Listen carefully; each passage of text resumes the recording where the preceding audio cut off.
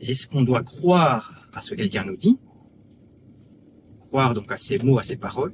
C'est une question qui se pose dans la vie de tous les jours, pas uniquement face à des politiciens ou des représentants d'un mouvement. Est-ce qu'on doit croire à ce que nous dit quelqu'un, ou est-ce qu'on doit croire à ses actions? Tu vois, est-ce que les actions valent plus que les mots, ou est-ce que les mots valent plus que les actions? On pourrait penser qu'on va d'abord croire aux actions des gens, mais en fait, la tendance serait plutôt de croire à leurs mots ou à leur silence. On va croire ce qu'ils disent. Et de manière générale, on aurait quand même intérêt à un moment, si le discours est très éloigné des actions de la personne, on pourrait quand même à un moment avoir des doutes, tu vois, sur la sincérité de la personne. Question qu'on peut se poser. En ce qui concerne Al Gore, Al Gore, donc c'est le fondateur de l'église de climatologie, bien connu. Mais déjà, on pouvait voir on pouvait poser la question s'il y croit ou pas. Et une des choses qu'il faisait, c'est par exemple, il consomme énormément d'énergie. Par exemple, il avait une maison, c'est une petite maison, financièrement. C'est une grande propriété, mais ça ne vaut que 3 millions de dollars, donc c'est pas une de ses propriétés qui vaut le plus, parce que c'est quelqu'un qui a maintenant une fortune évaluée à 300 millions de dollars. Il a vraiment une fortune, c'est pas qu'il va dépenser son argent pour aider le climat. À la base, c'est comme quelqu'un qui aime bien l'argent. Et donc Al Gore avait une énorme consommation dans cette propriété. En fait, il consommait 20 fois la consommation d'un ménage américain classique. Notamment, il avait sa piscine chauffée, etc. Et donc, les climato-sceptiques s'en sont rendus compte parce qu'il y avait certaines données publiques de compagnies d'électricité auxquelles ils avaient accès. Et donc, ils ont pu avoir accès, c'était public. Et donc, ils ont cherché ça. Et alors, Al Gore a quand même rajouté quelques panneaux solaires, mais pas que ça n'a pas changé grand-chose. Disons que ça va encore, parce que c'est un peu comme quand tu as le chef d'entreprise, tu vas peut-être avoir le chef d'entreprise qui va peser sur les salaires, diminuer les salaires de ses employés, etc. Et puis, par contre, lui, il va s'attribuer un énorme salaire, tu vois. Il va peut-être avoir 1000 employés, et puis finalement, si tu prends son salaire, ses actions, etc., il y en a lui tout seul, le salaire de 1500 employés. Quand c'est le fondateur de la boîte, ça va encore, mais quand c'est juste quelqu'un qui a été nommé pour administrer la boîte, ça laisse sceptique. Et mais tu pourrais dire, voilà, le salaire actuel, ce n'est pas tellement, c'est ce que tu gagnes, mais c'est aussi le droit de polluer, de consommer de l'énergie. Tu vois, tu pourrais dire Al Gore, vu qu'il est très important, lui, il a le droit de consommer et de polluer de l'énergie, c'est légitime. Un petit peu comme les communistes disaient, bon voilà, le communisme c'est l'égalité absolue, tout le monde doit être égal, mais malgré tout, Staline, il a droit à sa voiture, sa Dacia, il a droit à tout, tu vois, parce que lui, il est très important, et quand tu es dans l'apparat, tu es un apparatchik, je veux dire, forcément, tu as le droit de vivre comme un capitaliste, pas de souci. Je veux dire, donc on pourrait dire ça va encore. Ce qui fait un peu tâche, c'est évidemment les investissements d'Al Gore, et pas que lui. C'est qu'il s'achète des propriétés somptueuses, extrêmement chères, le long de la mer. On se dit, mais tiens, c'est quelqu'un qui dit, depuis très longtemps, que le niveau de la mer va monter de manière extraordinaire, peut-être de 6 mètres, etc. Puis en même temps, il s'achète des propriétés dans la mer. Tu vois, ça n'a pas de sens. Donc ça, il n'est pas le seul à le faire, parce que John Kerry, qui est le pape pressenti, qui sera le successeur d'Al Gore, qui parle beaucoup mieux, fait la même chose. On a aussi Obama, très facilement qu'Obama, qui a fait son documentaire avec DiCaprio, sur le climat. Je dis pas que c'est le plus impliqué, tu vois, c'est pas quelqu'un qui va forcément se battre pour le climat et raconter tous ses bobards tout le temps, mais je veux dire, malgré tout, il est dans le documentaire, donc il contribue quand même à la fois.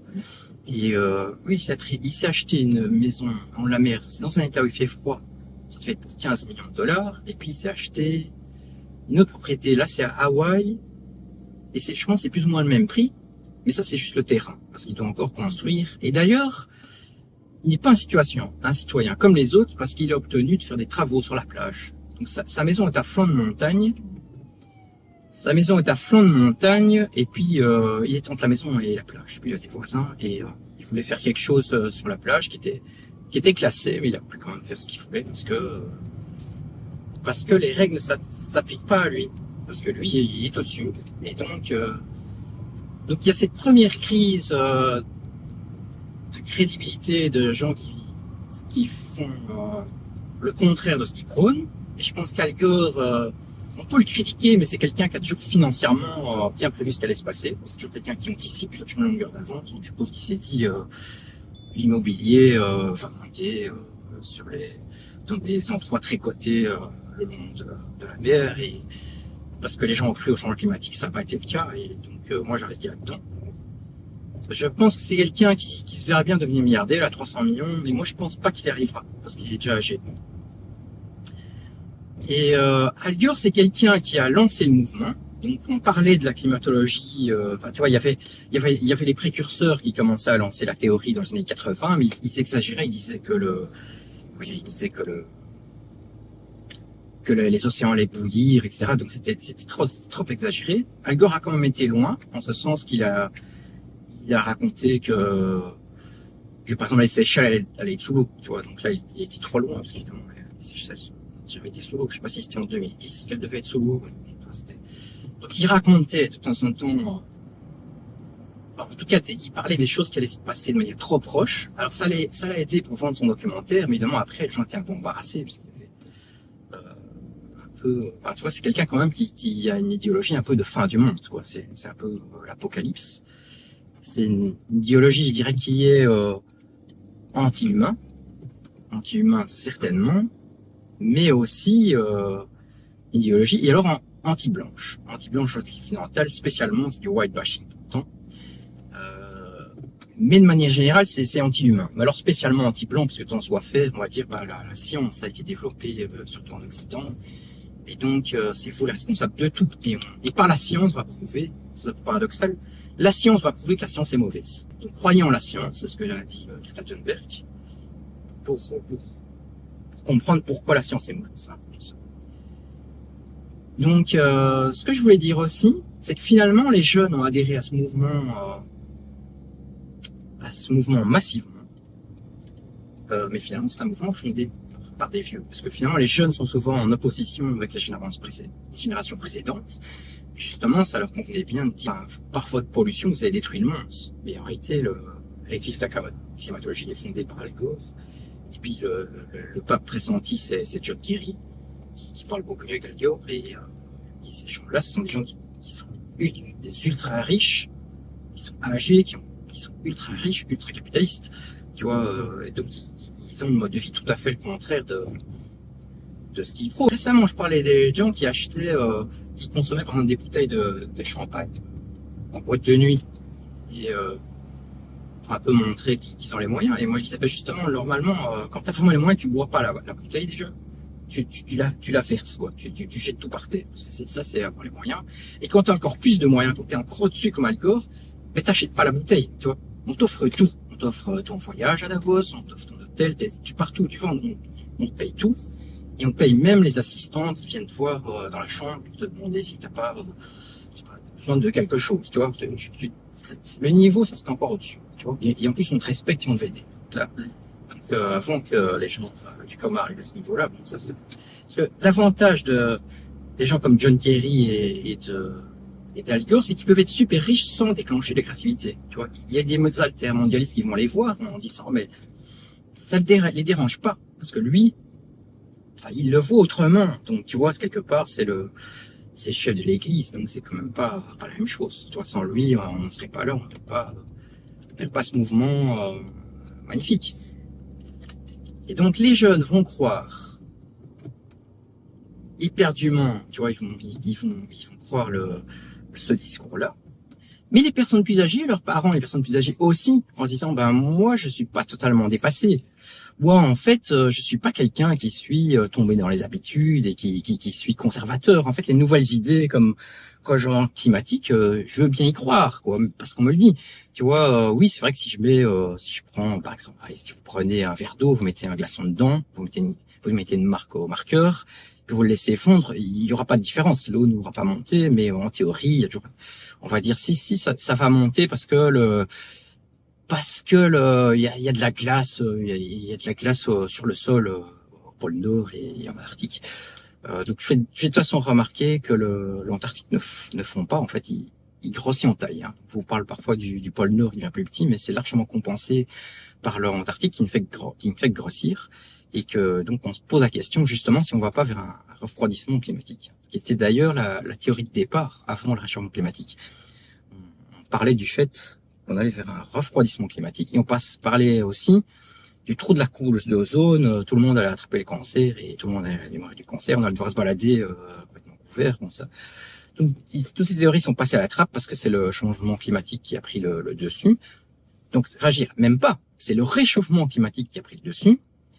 Et ensuite, c'est devenu le changement climatique, parce que comme le réchauffement, forcément, on avait un peu du mal à le voir, qui comme ça explique tout, ne prévoit rien. Tu vois, s'il fait plus chaud, bah c'est à cause du changement climatique. S'il fait plus froid aussi, donc c'est forcément tout le temps vrai. Tu vois, puisque quoi qu'il arrive, c'est toujours vrai. Donc comme ça, ils peuvent plus se tromper. C'est quand même mieux qu'on prévoit rien. Dire, on peut pas se tromper. Tu vois. Et donc, moi, je dirais l'Église de climatologie est en crise pour une autre raison. Donc, voilà, Al Gore, qui est quelqu'un qu'on ne peut plus montrer. Donc, Al Gore est venu à Davos et il a fait un discours mais complètement délirant sur le fait que les océans allaient bouillir. Tu vois, peut-être qu'il veut plus dire que les océans vont monter, puisque comme il s'est acheté plein de propriétés, alors maintenant, il dit que les océans vont bouillir. C'est ça son discours. Et donc, ça plaisait pas beaucoup aux gens qu'il avait invités, parce que c'est vrai que c'est quelqu'un qui a fondé le mouvement, mais en fait c'est pas quelqu'un qui parle bien, Al Gore. Hein. Donc, il sait mieux quand il est scripté, il a quelque chose, il répète, on fait une série de prises de vue et on fait un documentaire et on lui dit voilà, tu vois, il y a le modèle, il doit répéter, parler de ce modèle où le CO2 augmente, il explique que les courants océaniques vont complètement changer, vont s'inverser, il explique toute une série de choses. Ça va. Après, on l'a pas tellement vu parce que bon, c'est pas quelqu'un qui parle super bien. Déjà, il avait perdu la présidentielle, tu vois, quelque part. C'est quelqu'un qui a perdu la présidentielle. Il a dit face à George Bush et il a dit bah moi je serai pas président, mais je serai pas à la place. Tu vois. Et donc, mais alors il décrédibilise complètement le mouvement en disant n'importe quoi. Et donc c'est vraiment quelqu'un qu'on ne veut plus montrer. Et par contre, quelqu'un qui parle magnifiquement bien, c'est John Kerry. Et John Kerry, pour l'affronter, il faut franchement avoir vraiment la tête sur les épaules. Il faut être capable d'être vraiment dans le dur en termes science, quoi. Faut être vraiment, moi je pourrais pas discuter face à John Kerry. C'est quelqu'un qui part, bon, il dit quand même son texte, ça c'est vrai. Donc il dit son texte, et il te sort plein de chiffres tout le temps, mais ça fait sérieux, il le lit vite, tu vois. C'est pas qu'il traîne en lisant.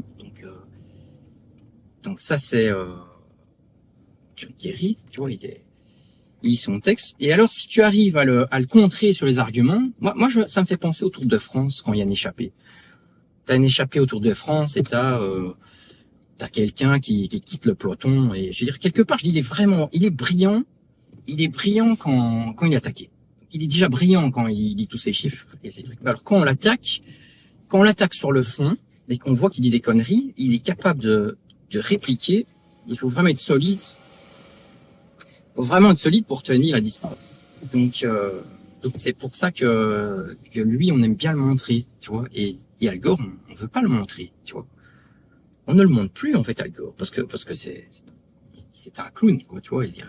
Il a fondé le mouvement, mais pour autant, donc c'est une situation un peu comme l'Église catholique, il y avait deux papes, il y a Al Gore, qui est le pape, et donc t'as Al Gore qui est le pape officiel et qu'on a besoin de garder parce que pour pas décrédibiliser l'Église, mais en réalité le pape pressenti, le pape qui est vraiment qu'on interview, qu'on amène et qui parle, c'est John Kerry qui a fait d'ailleurs garder un rôle actif après sa défaite au présidentiel, il a été secrétaire d'État, je pense, qui parle très bien et qui diffuse le message comme on attend, ce qu'on attend d'un pape en fait, tu vois. Et donc l'Église de climatologie, moi, je dirais, elle est un peu en crise par rapport au comportement de ses adeptes qui vivent trop dans le luxe, parce qu'ils vivent un peu comme les Borgia. C'est un peu comme les Borgia qui étaient pas de l'Église, mais qui n'appliquent aucun des préceptes dont tu parles. Et je veux dire, mais elle a fait face à d'autres crises plus graves, puisqu'elle est passée du réchauffement climatique au changement. Donc elle a fait face à des crises plus graves, mais je veux dire, il y a quand même une volonté maintenant de la part des climato-sceptiques de les attaquer plus en détail, tu vois, les climato-sceptiques qui souhaitent en fait porter le combat là où il doit être porté, c'est-à-dire dans la tête des gens, tu vois, en réalité, tu vois, tout le monde veut être un rebelle. Tout le monde se dit, moi, je suis un rebelle, je suis pas comme les autres, surtout les nouvelles générations, ils arrivent, je suis un rebelle. Mais en fait, c'est quoi être un rebelle? Tu vois, c'est pas avoir des cheveux bleus, c'est pas avoir des piercings, c'est ce qu'on a fait croire aux gens. Vous faites des piercings, vous tatouez. Et alors là, vous êtes un rebelle. Et en fait, c'est quoi être un rebelle? Être un rebelle, c'est ne pas être dans le consensus. Tu vois, en fait, c'est ça être un rebelle. C'est pas être dans le consensus, sans pour autant être dans le complotisme. Parce que le complotisme, c'est aussi un consensus. Tu vois, c'est ne pas être dans le consensus et comprendre pourquoi on n'y est pas. Ça, c'est un rebelle. Et ça, il n'y en a pas beaucoup. Tu vois, il n'y a pas beaucoup de gens qui font faire ça. Et donc, il n'y a pas de rebelles. Tu vois, en fait, il y a des moutons. Nous sommes tous des moutons. Et nous sommes des proies faciles pour les loups de la climatologie qui sont déguisés en chiens. Tu vois, et qui font de nous tout ce qu'ils veulent, quoi. Et la climatologie est une idéologie profondément anti-humaine, mais certainement anti-blanc et anti-occidentale, puisqu'on dit la réussite occidentale, c'est la technologie, c'est la civilisation, mais on va attaquer la civilisation occidentale, on va la détruire de l'intérieur. On va les pousser à s'autodétruire, quoi. Ça va être un écroulement par le mental, quoi, par le mépris de soi-même, tu vois. On va apprendre aux jeunes à se mépriser. On va les apprendre à ne plus croire, à plus faire d'études, à faire comme Greta Thunberg, quoi, à ne rien faire. Et ça, c'est le combat de la climatologie, tu vois, à la base. Les jeunes vont vouloir expier en protestant. Protestant quoi? Ils protestent en votant, par exemple, les gens qui disent qu'on fait quelque chose pour le climat, mais ils comprennent pas trop ce qui se passe, quoi. Je pense que j'expliquerai dans une autre vidéo un peu ce qui se passe. C'est par exemple, si tu prends les accords de Paris, tu vas te dire, c'est merveilleux, tu vois, on va mettre du nucléaire pour ne plus polluer, mais justement, on a fait passer le nucléaire comme une énergie non polluante, alors que c'est une énergie très dangereuse. Et avant les accords de Paris, la France a obtenu l'approbation de la Commission européenne pour que le nucléaire ne soit plus une énergie polluante, et du coup on fait les accords de Paris, on va limiter les émissions de CO2, et du coup on va pouvoir avoir des centrales. Mais ça, j'y reviendrai dans une vidéo où je parlerai vraiment de tout ce qui est l'énergie, avec la dimension géopolitique et militaire de l'énergie. On a vu le pipeline Nord Stream 2 que les Américains ont fait sauter. Ça, je en parlerai une prochaine fois.